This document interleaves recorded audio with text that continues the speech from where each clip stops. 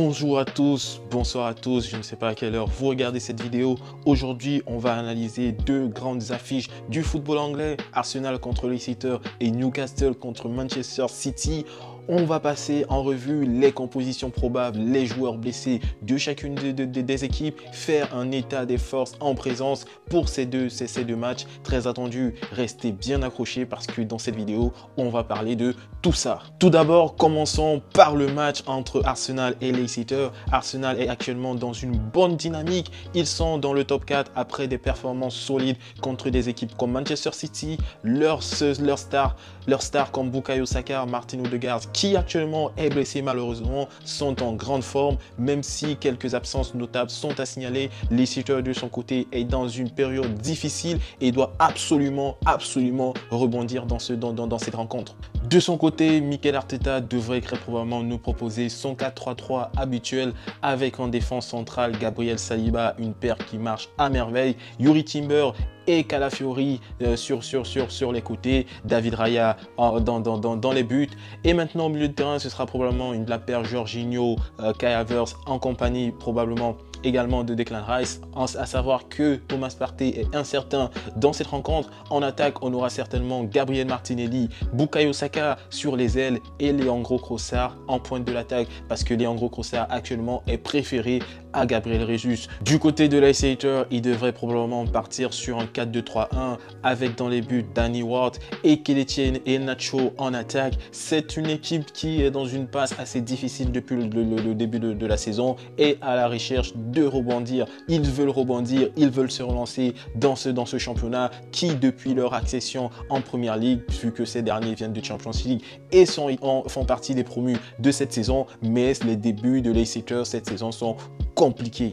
Pour conclure, Arsenal semble partir favori, surtout avec l'état de forme de ses différents cadres. Leicester devra s'appuyer sur une défense compacte et espérer profiter d'éventuelles faiblesses de la part des Gunners d'Arsenal. Cependant, sans Jamie Vardy, qui est probablement blessé, qui est incertain dans cette rencontre, ça risque d'être très compliqué pour Leicester. Donc pour moi, dans les dynamiques actuelles, je vois très clairement Arsenal s'imposer sur un score de 2-1 face à Leicester, et cela avec probablement un très beau but de Bukayo Saka. Passons maintenant à la rencontre entre Newcastle et Manchester City. Manchester City qui a perdu Rodri, qui est sorti sous blessure lors de la rencontre face à Arsenal suite à une blessure au ligament croisé. Manchester City et Newcastle sont dans une phase cruciale de leur championnat. Ce sera déjà un match crucial des deux équipes. Newcastle reste compétitif même après une défaite récente, tandis que Manchester City est toujours invaincu cette saison dans le championnat anglais. Du côté de Newcastle, ils devraient démarrer leur rencontre sur un 4-3-3 assez habituel. Dans les cages, on aura Nick Pope dans les buts, une défense composée de Kieran Trippier, Fabian Schär, Dan Brown et possiblement de Lord Kelly. Au milieu de terrain, on attend de voir Bruno Guimaraes, Joelinton et Joe Willock. Et en attaque, Anthony Gordon, Alexander Isak et Harvey Barnes. C'est une équipe qui fait peur, c'est une équipe qui est très compétitive et une équipe qui peut poser de très gros soucis à Manchester City. Du côté de Newcastle, on a aussi des blessés. Sandro Tonali qui a fait son retour, qui a été suspendu durant la saison passée, a fait son retour dans l'effectif de Newcastle, mais malheureusement ce dernier est incertain et est blessé. Du côté de Manchester City, Pep Guardiola devra très certainement composer sans Rodri et peut-être même sans Kevin De Bruyne.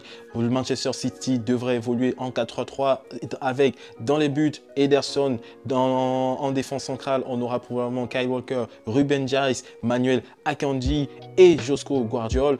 Du côté du milieu de terrain, on aura un milieu de terrain composé de Bernardo Silva, de Kovacic et probablement de Ilkay Gundogan qui a fait son retour à Manchester City depuis cette saison, et une attaque composée de Jérémy Doku, de Savinho et d'Erling Haaland à la pointe de l'attaque, avec Erling Haaland qui est à la recherche de buts, qui ne fait que marquer depuis le début de cette saison, et c'est un Erling Haaland stratosphérique et un Erling Haaland qui va tout casser cette saison.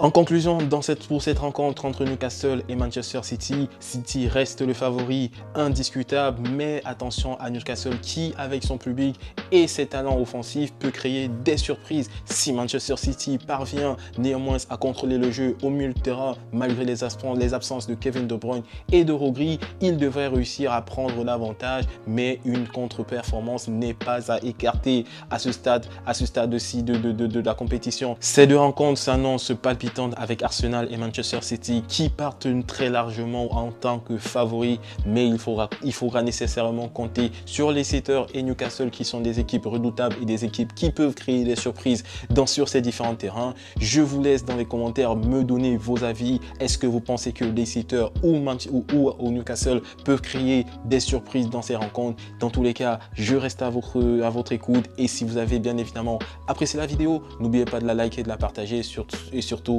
prenez soin de vous et peace la famille.